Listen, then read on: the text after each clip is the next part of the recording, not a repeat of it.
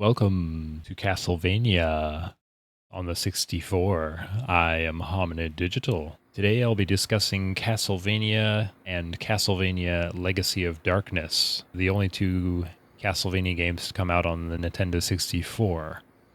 And I'll be reading passages from Bitmap Books, The Unofficial N64, a visual compendium. So let's get to it. Castlevania. Castlevania's first 3D outing lets you play as either whip wielder Reinhardt Schneider or magician girl Carrie Fernandez as they fight the forces of Dracula. It offers a variety of stages, some featuring straightforward action and platforming obstacles, while others challenge you to explore the environment to hunt for items. It also features some memorable set pieces, including a section in which you're hunted through a garden maze by a chainsaw-wielding maniac, and an area where you must carry a very fragile bomb through castle corridors. A few different endings are also offered depending on your character, as well as how long you take to complete the game. Like many Nintendo 64 entries in long-running franchises, Castlevania was a departure from both the classic side-scrolling entries from the 8 and 16-bit eras and the exploratory style used in the then-recent Symphony of the Night on the PlayStation. As a result, longtime fans have bristled at how different this entry feels, particularly since it's largely missing the incredible music the series is known for. Still, its alternate take on the franchise has its own creepy identity that separates it from later 3D entries, leaving it as a distinct oddity. Kurt Kalata, author and founder of Hardcore Gaming 101. Castlevania was first released in 1999 by Konami.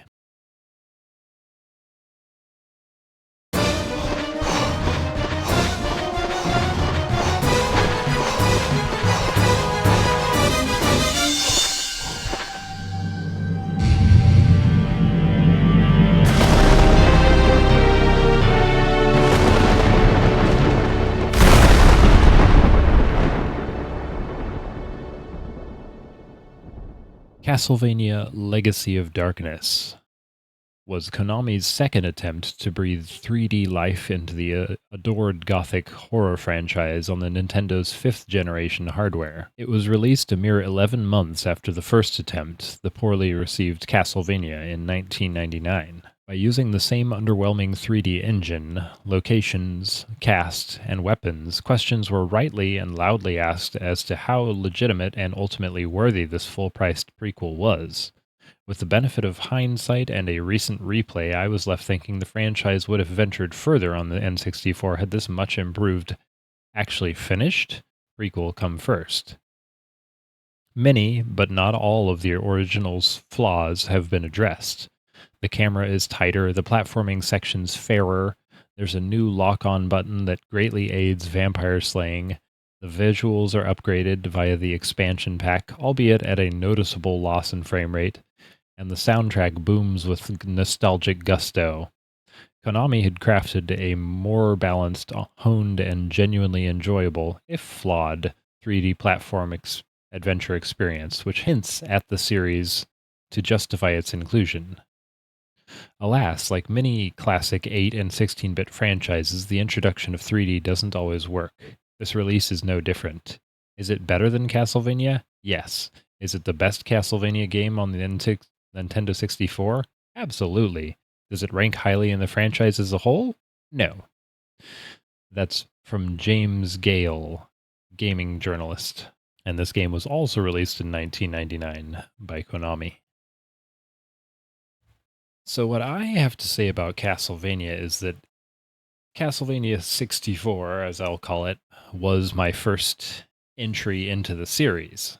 If I had played the others, it had been only shortly through a game rental from Hollywood Video, which was another video rental place back in the day. Unfortunately, those kind of stores have kind of fallen out of use. They're not around anymore, as should be obvious by the fact that there's so many streaming services now available. And video rental wasn't like cheap, but hey, renting a movie was fun. You could just go out and rent this or that movie, and It was affordable enough that my family was able to do it. We did it pretty regularly. We got a lot of games and movies from the video rental place.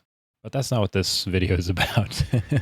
I'm going on off on a bit of a tangent about streaming services and video rental. Castlevania 64 was, like I said, my first entry into the series, at least my first memorable entry into the series. I may have played one of the original Nintendo ones, but because of their extreme difficulty and somewhat bullshit mechanics at points, I probably didn't really get into those ones because as a kid, I would have wanted something that was more enjoyable to play, difficult but enjoyable and doable.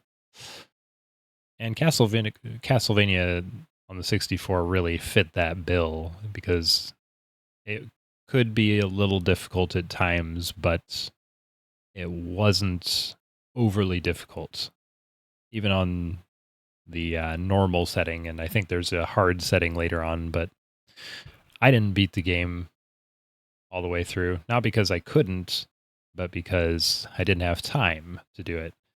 Because without a memory pack, you have to go back and start over every time you start the game, which is what I did a lot of the time. I don't think we had a memory pack back when this, well, maybe we did have a memory pack because it was 1999 and I was a little older at that time. But still, it was, I don't entirely understand what they're talking about with the music because I thought that that particular entry actually had very good music. Even especially the intro, the title screen has this like beautiful violin kind of waltz piece in it, and it's very beautiful and very classical music. I guess it doesn't quite have the same edge as some of the other Castlevania entries, but I don't know. I thought it was good music, and there's lots of good music throughout the levels. Maybe if they didn't title it Castlevania, those games would have been more well received. I think they were really good. I especially enjoyed playing as Carrie when I was a kid because the tracking, her magic spells had tracking ability on them, so you didn't even have to really be that good at aiming at stuff. And Reinhardt's whip wasn't that hard to use either because it kind of has some tracking as well. It just doesn't turn into a homing missile like Carrie's fireballs do. I thought it was like a very fun, accessible game. It had a lot of horror elements to it without being really scary. It was just kind of a fun fantasy action horror game. And I like all the little hidden gems, hidden things everywhere.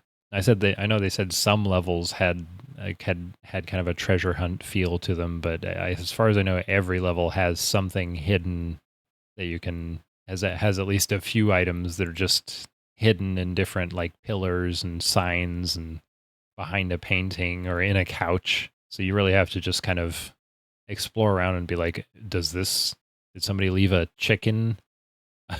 roast chicken in this ottoman here, or did they leave a purifying ampule in this large statue? And the day night cycle was really interesting. I think that was a cool addition to those games with the need to go to different places at different times.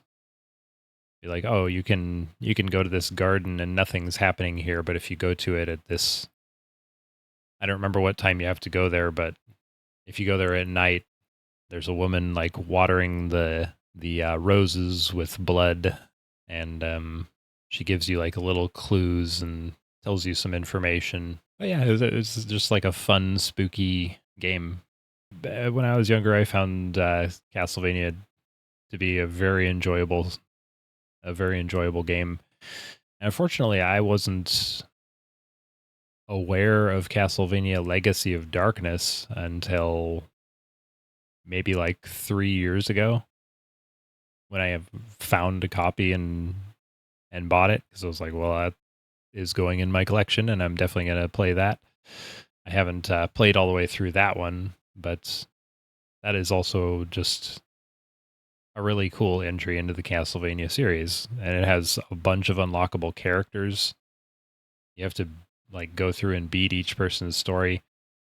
I did notice that there was like, I mean, obviously they would have to reuse a lot of the same levels, but I noticed that there were that Reinhardt's animations um, in some of the scenes were the exact same.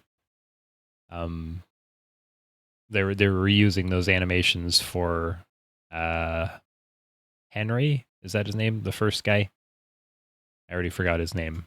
Cornell. I don't know why I thought it was Henry. And the Castlevania Legacy of Darkness is a prequel, so it takes place like 8 years before the events of Castlevania.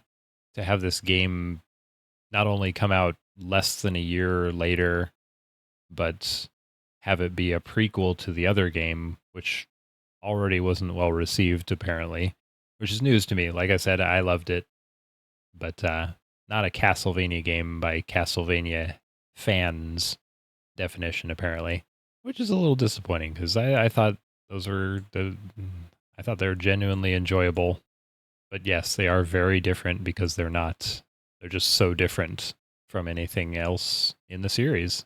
So yeah, with that, I really enjoyed these games, and I highly recommend checking out both Castlevania and Castlevania Legacy of Darkness, and form your own opinion of them.